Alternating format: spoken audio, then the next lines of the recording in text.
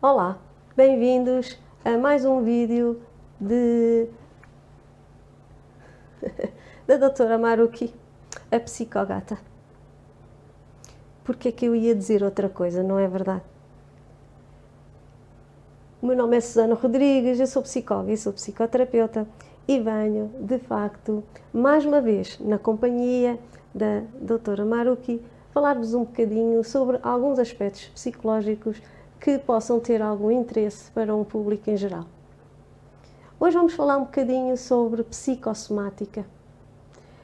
É um nome que todos conhecemos, que anda na boca do povo, como se costuma dizer, mas nem sempre todos nós teremos o discernimento, a capacidade de entender o que é que estamos a falar. E eu vou retificar, não é que nem todos tenhamos a capacidade de entender o que estamos a falar, porque toda a gente terá, com certeza, mas talvez muitos de nós usemos a palavra em contextos errados ou a utilizemos para dar significado a outras questões que não aquelas que dizem respeito. Portanto, vamos falar então um pouquinho o que é isto.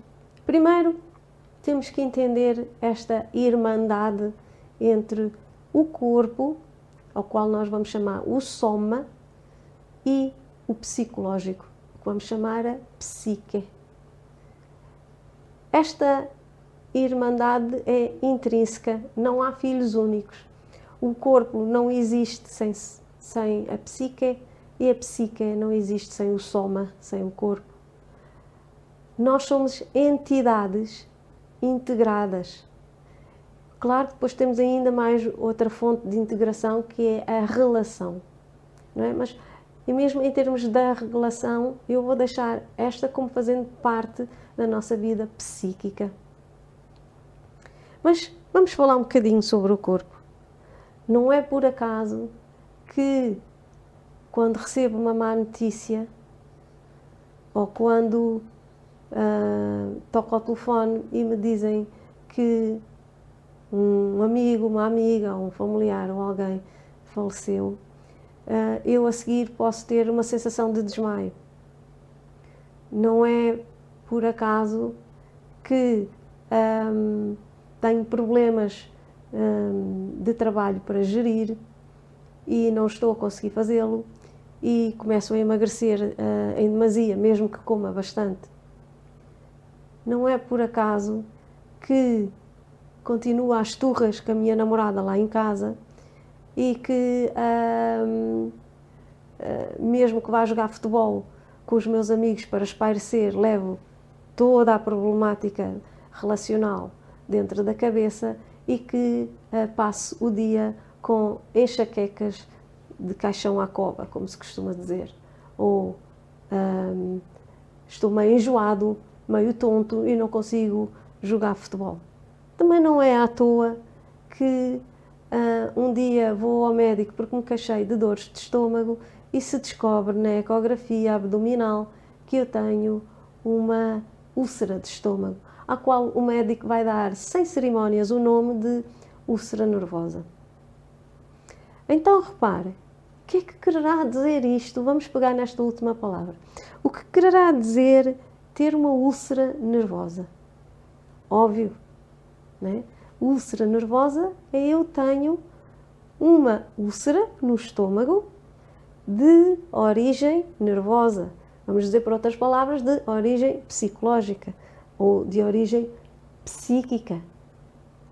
Quer dizer que, de algum modo, os meus aspectos psicológicos do dia a dia, que se avolumaram e sistematizaram ao longo de alguns anos da minha vida, provocam uma segregação anormal dos ácidos estomacais que vai provocar uma corrosão na parede do estômago que depois se vai consubstanciar numa úlcera. E não é pera mole. Há pessoas que dizem o seguinte: ele disse que era úlcera nervosa, então não é tão grave se fosse uma úlcera de outra origem. A grande questão é que não temos que medir estas questões se é grave ou não é grave. De facto é também grave. porque se não é tratada, vai ter as mesmas consequências que uma úlcera secundária. Uma úlcera secundária é secundária a qualquer outro tipo de doença ou patologia, não é? Bom, no fundo, sendo uma úlcera nervosa, ela também é uma úlcera secundária, não é? Porque, de facto, é secundária a aspectos psicológicos de inadequação na gestão, na autorregulação com alguns aspectos da minha vida. Portanto, acho que aqui já começa a fazer sentido qual é uma das relações possíveis entre o corpo e o psique. Mas, muitas vezes, a relação é para além até daquilo que a gente compreende.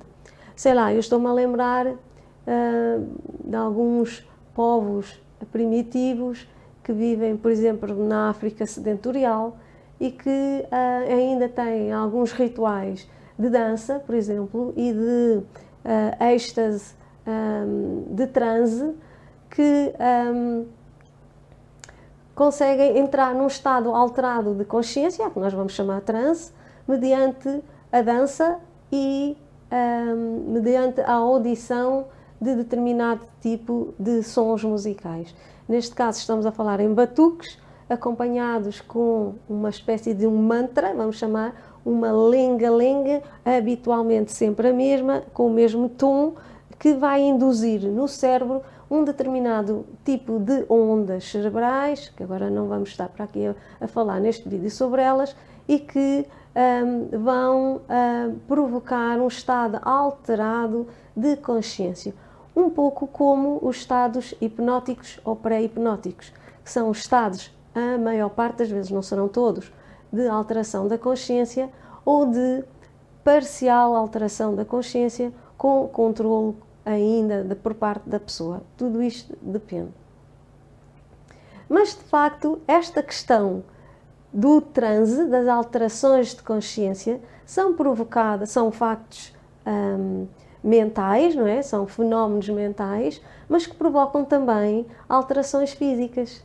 Porque se formos fazer, por exemplo, a medição do batimento cardíaco, vamos tirar a pressão arterial, se formos tirar, por exemplo, a segregação do açúcar no sangue, ou fazer outro tipo de análises mais específico, o que vamos encontrar são alterações. Aliás, nós sabemos que às vezes, só com a mente, somos capazes de alterar o nosso ritmo cardíaco. E de tal maneira somos capazes que é com base nisto que nós às vezes conseguimos ativar alguns mecanismos psicológicos para lidar com problemas. Nomeadamente, podemos falar aqui do mindfulness ou da meditação. Para muitas pessoas que não estão habituadas a estas abordagens, eu aqui há uns anos atrás também não estava, e quando me falavam nelas eu tinha um pensamento muito cético, não é? Como se, sim, pois, está bem, agora sim, venham cá contar uma história do ladrão. Como se não fossem baseados na ciência, era mais ou menos o meu pensamento. Tudo o que não tinha a ver com a ciência eu já achava que era dúbio.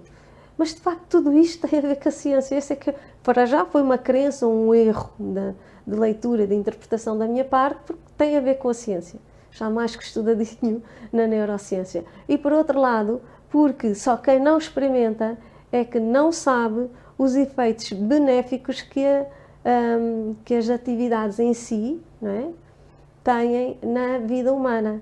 E o que nós estamos aqui a falar é que algumas pessoas que têm problemas físicos muito importantes, por exemplo, dores de doenças autoimunes ou degenerativas, ou dores do início do processo oncológico ou coisa que o valha, que são às vezes combatíveis com técnicas de mindfulness ou de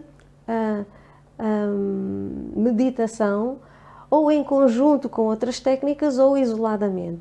E o que se sabe é que só por alteração do nosso pensamento, se eu conseguir colocar o meu pensamento num sítio que eu comando ou que tenho um comando externo, pode ser, por exemplo, uma meditação guiada por outra pessoa, por um áudio ou coisa que valha, também é por outra pessoa, claro, por voz humana neste caso, ou por música ou algo que o valha, vai-me levar para outros estadios do meu estado de consciência, do meu estado psíquico, que vão provocar alteração nas substâncias do bem-estar ou do mal-estar.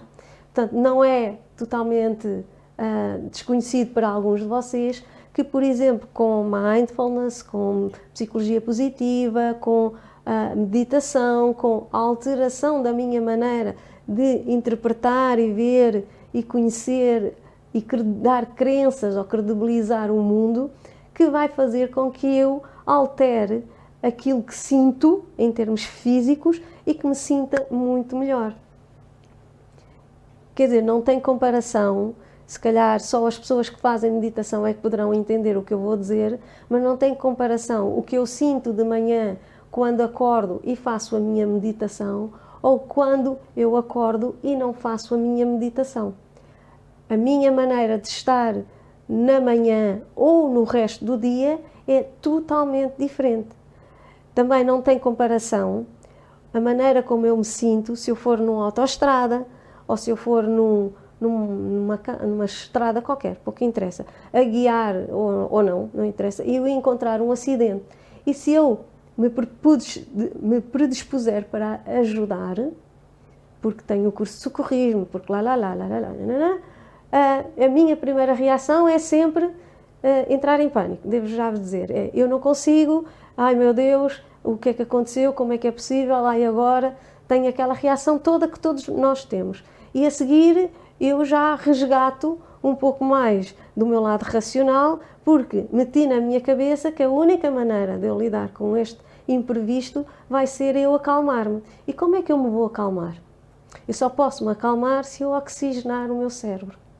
Ao oxigenar o meu cérebro, eu estou a dar um comando a mim própria e vou fazer respiração diafragmática ou abdominal, é a mesma, de maneira discreta ou não, pouco interessa, eu posso ficar no carro e fazê-lo durante 10 minutos, ou 2 minutos, ou 3 minutos, o suficiente para eu me sentir acalmada e para sentir que me volta a racionalidade à mente e que me vêm todos os mecanismos de socorrismo que aprendi e que os posso pôr em prática para ajudar a pessoa em causa. Nem que seja, às vezes, chamar o INEM, porque muitas vezes nós ficamos tão bloqueados com o que vemos que nem o INEM nos lembramos de chamar. E, portanto, eu começo com um conjunto de alterações fisiológicas, físicas, corporais, concretas. Eu começo com uma taquicardia daquelas de todo o tamanho, o meu coração dispara a toda a velocidade, uma dor de cabeça e o sentir um pulsar nas têmporas. Eu estou a falar de sinais típicos da maior parte das pessoas, não quer dizer que sejam os meus. Eu, por exemplo, nunca tive uma dor de cabeça, não é de facto esta a descrição que acontece se eu me deparar com um acidente na estrada. Tenho outros sintomas, a maior parte destes que eu até estou a referir, mas não este. Mas muitas pessoas sentem isto e referem um pulsar muito intenso nas têmporas, uma dor de cabeça intensa de ambas as partes da fronte e uma dificuldade em respirar, uma dor no peito e uma agitação extrema, né, que me faz andar de um lado para o outro sem conseguir discernir o que vou fazer. Mas estas perturbações estas perturbações físicas, não é? São de facto o reflexo da minha interpretação da realidade. O que é que eu interpretei? O acidente que acabei de ver como algo grave e de difícil gestão. E por isso mesmo eu vou depois ter uma repercussão psicológica. Qual é? Um bloqueio. Eu não consigo raciocinar, nem pensar, nem ir ajudar e mantenho-me ali como uma baratinha tonta, nem ando para a frente, nem ando para trás, nem faço, nem deixo acontecer. Então temos aqui mais um exemplo da irmandade entre o psi e o soma. Mas, se formos fazer uma vistoria, uma incursão sobre as questões psicossomáticas, vocês vão encontrar que no vosso cotidiano do dia a dia haverá um conjunto de sinais que já vos dá a ideia, ou vamos mesmo que sinalizam que algo não está bem. e começa normalmente pelo corpo. E não é por acaso também que a primeira instância que nós procuramos quando não nos sentimos bem é o médico, e normalmente o médico de clínica geral. Todos nós fazemos isso, até eu. Aparece-me aqui uma coisa no meu dedo, na articulação do dedo, e a primeira coisa que me passa pela cabeça é que há aqui um rompimento de uma cápsula na articulação e que eu tenho aqui, neste momento, a sair para fora e a volumar-se um líquido sinovial.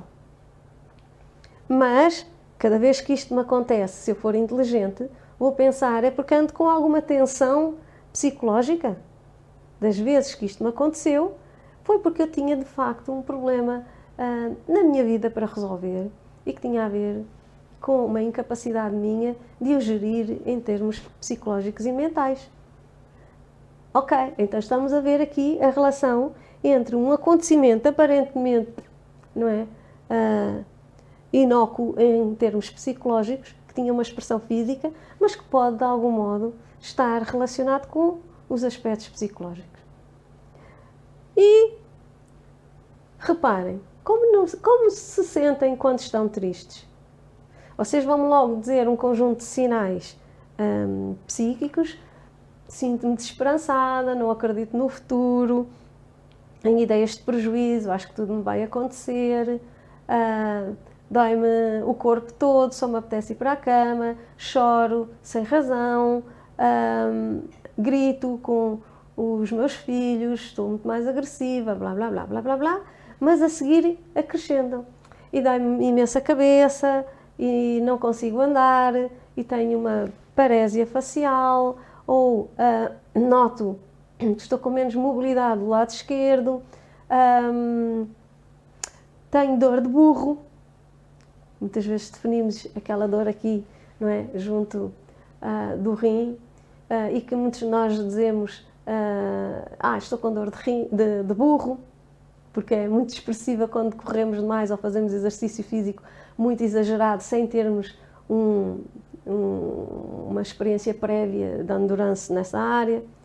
E, portanto, eu vou conseguir definir um conjunto de dados psíquicos, ou de sinais físicos que acompanham toda a minha expressão psicológica. E, nesse sentido, estamos ou não estamos na presença de questões psicossomáticas? Estamos ou não na presença de sinais físicos que têm origem em expressão, em incapacidade psicológica em gerir determinada área na nossa vida? Obviamente que eu posso ter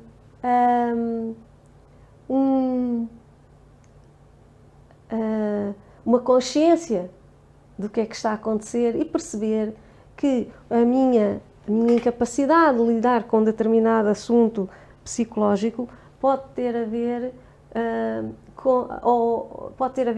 com as problemáticas físicas e os sintomas físicos que estou a sentir. Mas a maior parte das vezes nós não temos essa consciência. A maior parte das vezes nós entendemos apenas os sintomas físicos e por isso recorremos rapidamente a quem deles trata, que é o nosso médico de família, o médico de primeira linha, ou às vezes, quando os sintomas são muito, muito graves, no caso dos ataques de pânico, os primeiros a quem recorremos são é a medicina interna, não é? É a urgência dos hospitais, e somos rapidamente encaminhados para cardiologia, para se fazer a primeira triagem e chegar-se à conclusão, felizmente, que não é um problema cardíaco. Mas nós também sabemos o seguinte: muitos dos problemas cardíacos, não serão todos, obviamente, mas muitos dos problemas cardíacos têm a sua origem em aspectos psicológicos, um avolumar de situações vivenciais que eu não consigo gerir e que fazem com que eu aumente ou se dê uma alteração específica ou várias alterações específicas ao nível da minha fisiologia interna e que faz com que haja um conjunto de substâncias alteradas que vão, por exemplo, avolumar o calibre das minhas artérias. E se o calibre da minha artéria deixa de ser deste tamanho e passa a ser deste, o bombeio do sangue, o esforço que o coração tem que fazer para bombear o sangue, para irrigar e levar oxigenação e outras substâncias a todo o meu corpo, não se dá da mesma maneira e, portanto, esse esforço, ao longo dos anos, vai ter a expressão de um problema cardíaco ou de um ataque cardíaco, ou a chamado infarto, ou angina de peito, ou outras questões aí na periferia destas patologias. Porque é que também dizemos, às vezes, fui acometido de uma extrema emocionalidade? Ou, mas aconteceu-te alguma coisa,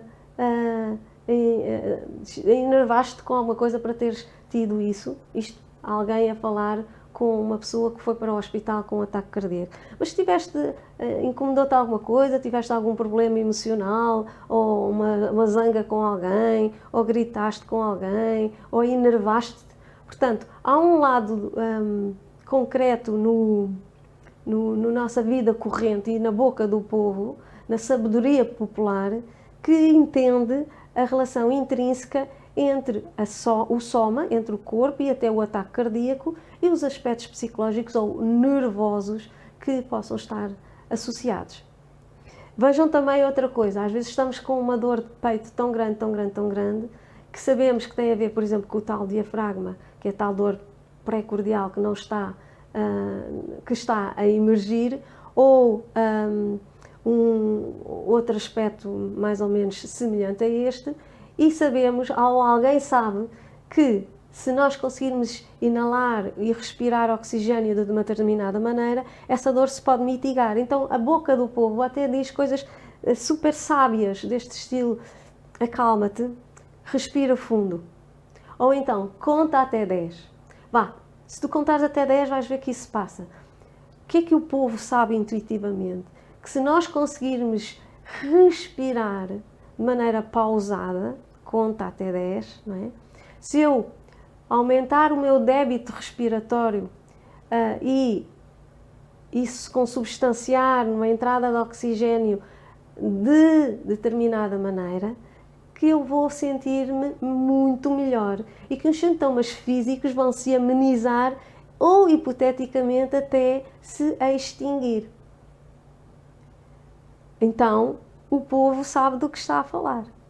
Não é à toa. Por isso, muitas técnicas psicológicas às vezes passam por trabalho com oxigenação ou trabalho corporal. Por exemplo, eu sou uma psicoterapeuta de cariz analítico, mas psicocorporal. O que é que eu quero dizer com isto? Quero dizer que, dentro da minha abordagem, nunca me esqueço, estou sempre em mente que há esta intrínseca irmandade, esta intrínseca relação entre o corpo e entre a mente. E por vezes que as terapias e as técnicas que aplicamos têm de facto um cariz corporal, embora para a pessoa possa apenas parecer ginástica ou algo parecido com a fisioterapia. Acreditem que eu também, quando fiz a minha formação, no início, também estava um pouco cética porque também pensava isso. Mas, de facto, algumas das técnicas de combate aos problemas psicológicos que têm expressão física passam pela ativação corporal, pela ativação da energia corporal de maneira controlada e autorregulada. E, portanto, existem até exercícios físicos específicos que são usados para trabalhar estas patologias. E nem precisamos de ir longe. Isto está aplicado intuitivamente em muitas áreas da vida das pessoas. Por exemplo, os artistas de teatro e de cinema sabem muito bem que antes de subir a um palco, alguns deles, aqueles que sentem uma ansiedade em galope, são capazes de a diminuir para níveis aceitáveis, para aquele nível de ansiedade que é o necessário para a performance, se aplicarem, por exemplo, técnicas de respiração ou se fizerem alguns exercícios de respiração acompanhados com exercícios físicos concretos que vão permitir que entrem em palco de maneira respirada, e aqui notoriamente respirada, mas mantendo a proficiência, mantendo a atividade mental necessária para que haja uma performance de qualidade e de sucesso. Muitos de nós fazemos isto intuitivamente até antes de começarmos a trabalhar. Alguns cirurgiões antes da cirurgia fazem isto intuitivamente.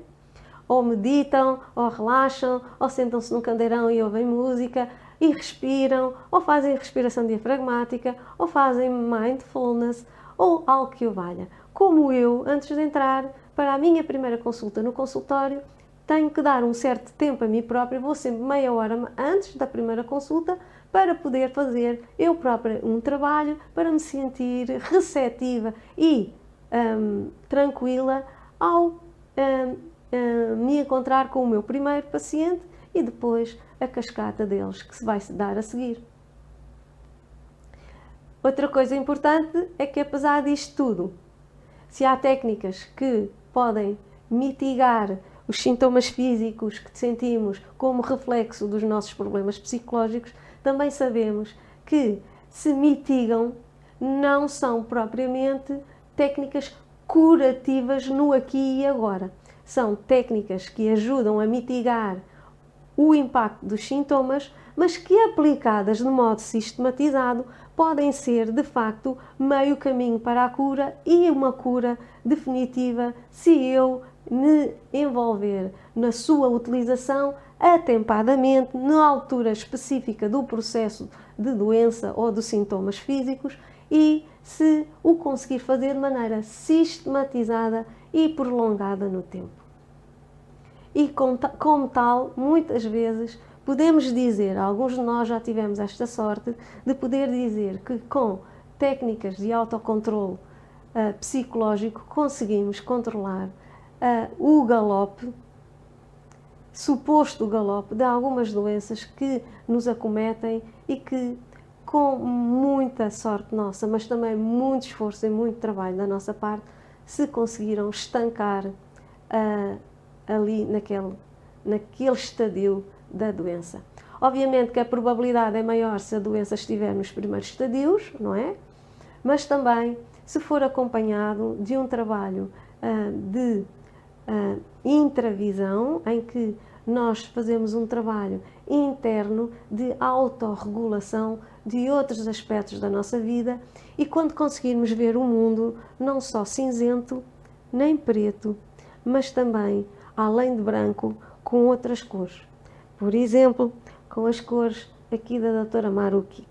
Um castanhinho abejado, um preto e um cinzento escuro, um branco e umas tonalidades de champanhe. Estou certa? E, obviamente, outras cores. Azul, cor do amor. O branco, a cor da paz. Isto é a minha perspectiva, não quer dizer que seja assim para vocês. O amarelo, a cor da vida, do sol. Não é?